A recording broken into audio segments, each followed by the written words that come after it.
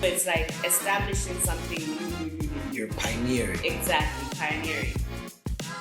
But at the expense of my work at the school. So literally running around doing all of those 8 things.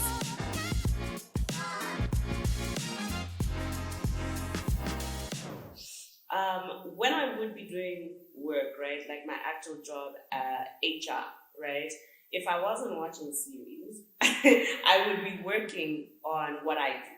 Yeah. Now, what I do, like you mentioned, I'm a mental health first aider, but I'm also a holistic wellness coach. Now, holistic wellness coaching is something that's completely new here in Malawi. So obviously, a foundation needs to be built, and I've used social media like quite a lot in this, right? So holistic wellness is new over here. So um, because it's so new, right? This has been a passion of mine for several years, wanting to introduce holistic wellness in Malawi, and just this is the thing. The framework we use, right, has 8 different dimensions. Now, introducing this in Malawi, I don't exactly have anywhere to look for a template. If you get what I'm saying. Okay. So it's like establishing something new. You're pioneering. Exactly, pioneering. So now my thing is that I'm so passionate about each dimension in this framework because it's 8, like I said. So this is where I think I fell short in building this year, because I want to do everything, and then I've been burning myself out. So you're trying to tackle all 8 at the same time, without handling one, then finishing, then going to the next. Okay. Now, at the same time, I'm speaking about mental health and wellness whilst I'm burning out. Oh yes. So it's not the best of looks. No. At all. Right? So in terms of this year, like, I think it was necessary though to burn out, right? Because it allowed me the opportunity now to actually define what I want to do within it. Because I can't do everything. Oh yes. Within it. So this year I've just been trying to like build the brand and so a lot of the brand is based on me, you know, as in me, because the reason I do it, the reason I got into mental health and wellness is because of my own experiences, right? With substance abuse and addiction. So it's just been a lot about navigating that. In terms of the actual balance, right? I would be pouring more into my thing, the art of wellness, but at the expense of my work at the school. So literally running around doing all of those 8 things and doing nothing for my work at the school, if I'm honest, right? Like just not really doing the greatest, I'll be honest. And like I said, burning myself out. So I was pouring more into that and then neglecting this, and it was like this, yeah. But now, in the last couple of months, I've just had to identify, okay, for now, what we're focusing on is these 3 areas as the art of wellness. So I've now managed to define, right, what our areas are. And even if I'm focusing on the 3, it still encompasses the 8. Okay. Yeah. And the whole process has been saying, okay, I need to look at the rest of my life. Yeah. I'm a mother. I'm a single mother. Yeah. Of a 4-year-old. Yeah. He's exhausting, but you know, like he's exhausting, but I want to be present. So what from this can I actually manage without tiring myself out? Okay. Yeah. So I looked at what I'm most capable of, what doesn't feel so rigid, you know, like what would be easy for me to do. Yeah. Within that. So I've identified the 3, and those are the areas I'm focusing on.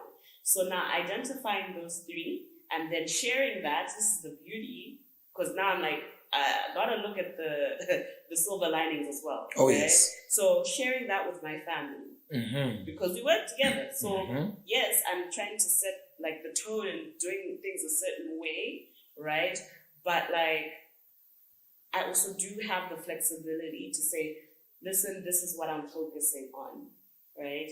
And also just sharing with them, like, they know, obviously, they support me with my son as being a single mother, but then also sharing my 5-year plan, my 10-year plan, so they know where I'm going. So they know why I'm doing what I am doing. Okay. So on this end, establishing, using the flexibility and using the open communication channels, right?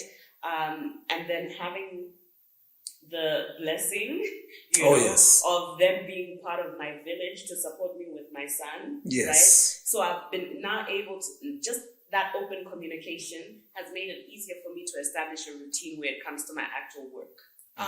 So for me, it was routine. I was lacking routine. Okay. Now, when I have routine, without it, everything. I'm a mad person. It's just scattered.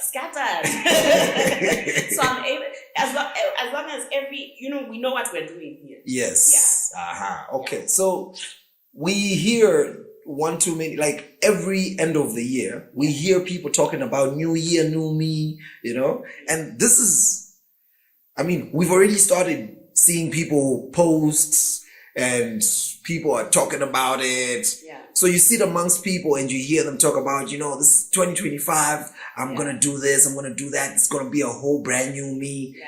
And I got to say, I don't really agree to it when you say new year, new me, because I feel like you sort of overwhelm the whole system because you want to create a whole new image from the image that you have lived for the past however long you've been around, So when through this transition that you're creating within yourself, like what kind of resolution are you doing? Like as we step closer to us changing the date from 2024 to 2025, and as we're only 2 weeks away from the offices to reopen and everything. So where do you sit within the new year, new me? What is new year, new me for you? Okay. First of all, like you, I don't subscribe to new year, new me. Mm-hmm. I don't. It is overwhelming. Mm-hmm. You know what I mean? And it's not sustainable. Oh, yes. Yeah. Same as New Year's resolutions. I don't do New Year's resolutions anymore. They're not sustainable. Mm-hmm. I don't think I have ever had a year that I've actually stuck to a resolution, right? But something that I started, I think, about 2 years ago now, this will be my 3rd year doing it, is instead of New Year's resolutions, what I do is I choose themes for the year, right? So between 1 to 3 themes for the year. So for this 2025, I've got 5 at the moment. I need to narrow down to 3, right? Okay. But I'll still share my 5. So in terms of themes, right, I've got diligence, and the diligence is because I realized that it was a problem for me, right? Just paying attention and just structure and things like that. So diligence is a theme, possible theme. Like I said, I'll narrow down. Diligence, clarity, prosperity,